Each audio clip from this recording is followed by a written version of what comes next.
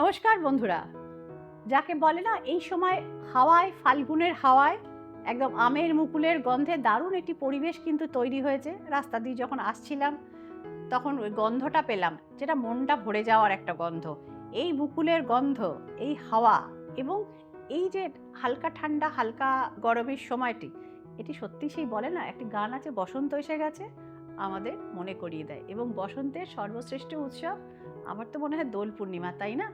ভৌগোলিক মতে এই দিন যে চাঁদটা দেখা যায় সেটা কিন্তু সব থেকে আয়তনে বড়, অর্থাৎ সারা বছরে যতগুলো পূর্ণচন্দ্র হয়, দোল পূর্ণিমা অবশ্যই পূর্ণচন্দ্র, সব থেকে বড় সাইজের চাঁদ এবং ভীষণ সুন্দর।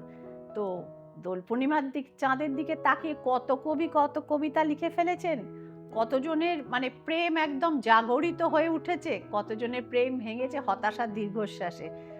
পূর্ণিমার চন্দ্র এবং দোল পূর্ণিমার চন্দ্র অবশ্যই বহু ঘটনার এবং বহু প্রেমের, বহু বিরহের, বহু সাক্ষী। সবচাইতে বড় সাক্ষীটা তো মনে হয় রাধাকৃষ্ণের প্রেমের, তাই না? সেই কোন প্রাচীনকালে রাধাকৃষ্ণের যে প্রেম, সেই অমর হয়ে আছে, তাকে অমর করে রেখেছে দোল পূর্ণিমার চাঁদ। তো দোল পূর্ণিমার সঙ্গে রাধাকৃষ্ণের সম্পর্ক, রাধাকৃষ্ণের মিলন, রাধাকৃষ্ণের বিরহ, যেটি মানে সেই প্রেম থেকে প্রায় পূজার স্তরে গিয়ে পৌঁছেছে, অর্থাৎ পার্থিব থেকে অপার্থিব সেই প্রেম, সেই ঘটনাগুলো আমরা দোল পূর্ণিমা চাঁদকে দেখে মনে করতে পারি। তো দোল পূর্ণিমার দিন জায়গায় জায়গায় উৎসব হয়। নন্দকিশোর, নন্দদুলাল, রাধাকৃষ্ণ, আপনি যে নামেই ডাকুন না কেন, তাদের জায়গায় পুজো হয়। এবং আজকের দোল পূর্ণিমা অর্থাৎ কালার অফ, মানে ফেস্টিভ্যাল অফ কালার্স, রঙের উৎসব, সেই সম্পর্ককে এবং সেই আনন্দকে মাথায় রেখে মানুষ হোলি খেলেন, রঙে রাঙিয়ে তোলেন মানে নিজের প্রিয়জনকে, নিজের পরিবারবর্গের সাথে মানুষ দোল খেলেন। এবং পরের দিন সারা ভারত জুড়ে যেটা হয় তাকে বলা হয় হোলি। হ্যাঁ, রঙের উৎসব।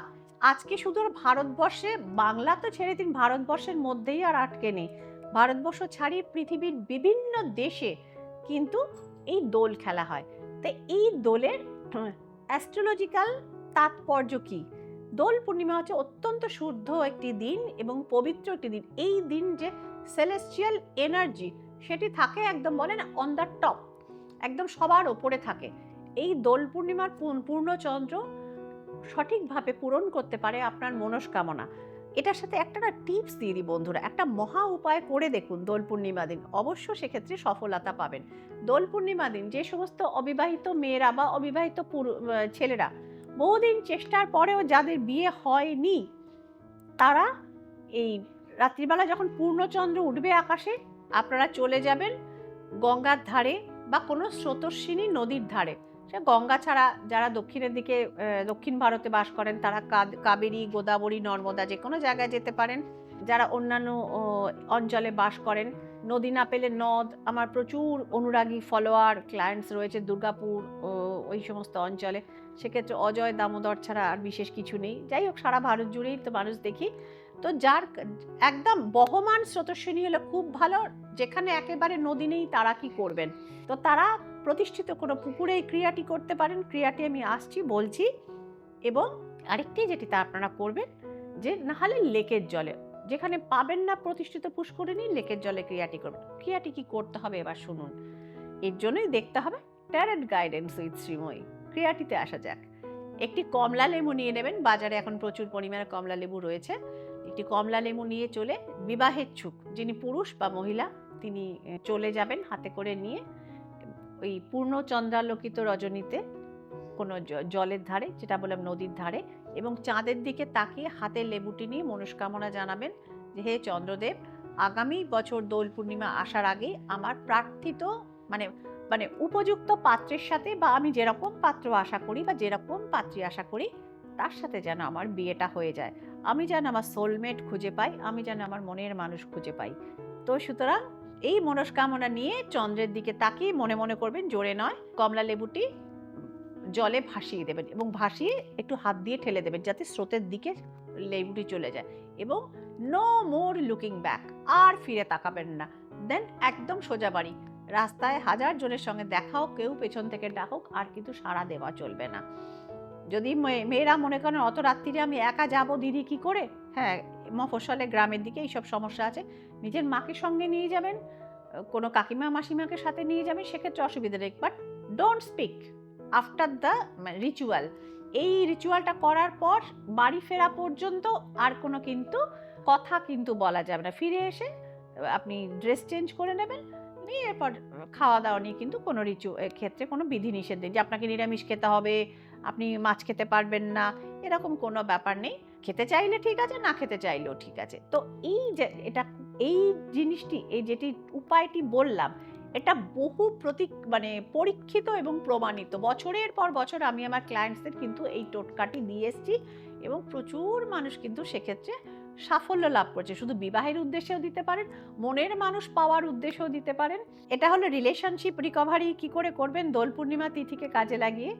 আরেকটি উপায় বলে দিচ্ছি, যেটি হচ্ছে, এটা হচ্ছে বৃদ্ধির প্রতীক। দোল পূর্ণিমার পূর্ণচন্দ্র হচ্ছে বৃদ্ধির প্রতীক।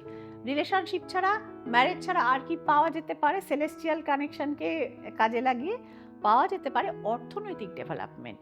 এই পূর্ণচন্দ্রের মতো যদি আপনার অর্থনৈতিক জায়গায় আপনি চান আমার অর্থ ভাণ্ডার পূর্ণ হয়ে উঠুক এই পূর্ণিমার আশীর্বাদে, এই মুনের আশীর্বাদে, তো সেক্ষেত্রেও কিন্তু দোল পূর্ণিমার চাঁদকে কাজে লাগিয়ে নির্দিষ্ট কিছু ক্রিয়াকর্ম করা হয়। সেক্ষেত্রে অর্থ ভাণ্ডার কিন্তু স্ফীত হয়ে ওঠে, ফুলে ফেপে ওঠে অর্থ ভাণ্ডার। তো নির্দিষ্ট তিথি যোগ যেগুলো থাকে সেগুলোকে কাজে লাগিয়েই কিন্তু এই মানি অ্যাট্রাকশনের জায়গাটি করা হয়। একটি মুদ্রা আমি দেখিয়েছিলাম, আমি আজকে আরেকবার দেখিয়ে দিচ্ছি আপনাদের। আমি হাতটা যেভাবে করছি ঠিক সেভাবেই করবেন। এইভাবে এটিকে বলা হচ্ছে লক্ষ্মী কুবের মুদ্রা। এই মুদ্রাটি আপনারা দোলের দিন থেকে আপনারা শুরু করতে পারেন বা যে কোনো শুভ দিনে শুরু করতে পারেন। এই মুদ্রাটি করে পূর্ণচন্দ্রের দিকে তাকিয়ে আপনারা, বা ঠাকুর ঘরে দেখে, পূর্ণচন্দ্র দেখে এসে ঠাকুর ঘরে আপনারা করতে পারেন মা লক্ষ্মীর সামনে। ওং নমঃ লক্ষ্মী কুবেরায় নমঃ 21 বার জপ করবেন শুদ্ধ বস্ত্রে এবং শুদ্ধ চিত্তে, অর্থাৎ পরিষ্কার মন নিয়ে এটা জপ করবেন। এদিন থেকে শুরু করে টানা 21 দিন কিন্তু আপনারা এই মুদ্রাটি করে প্রার্থনাটি করবেন। দেখবেন ধীরে ধীরে আপনার ফাইন্যান্সিয়াল ব্লকেজ কেটে যাচ্ছে, অর্থ ইনকামের রাস্তা কিন্তু খুলছে। আজকের দিনে অর্থ আসে যোগাযোগের মাধ্যমে, তো উপার্জন বৃদ্ধির সুযোগ কিন্তু আসছে, যোগাযোগ হচ্ছে। এবং দোল পূর্ণিমার দিন যাদের বাড়িতে বাস্তুর প্রবলেম রয়েছে, সমস্যায় পড়ছেন, সেক্ষেত্রে অবশ্যই বসান শ্রীযন্ত্র। অর্থ বৃদ্ধিতে হবেই, সাথে কিন্তু কাটবে বাস্তুদোষ। কেমন লাগলো বন্ধুরা আজকের এপিসোড? অবশ্যই জানাবেন এবং ক্রিয়াগুলো করে সেটির কতটা ফলাফল পেলেন, কতটা উপকার পেলেন সেটিও জানাবেন শ্রীময়ীদিকে। যারা সরাসরি দেখাতে চান অনলাইনে বা অফলাইনে যোগাযোগ করে নেবেন। ভালো থাকবেন, আনন্দে থাকবেন, সমৃদ্ধ থাকবেন। হ্যাপি হোলি।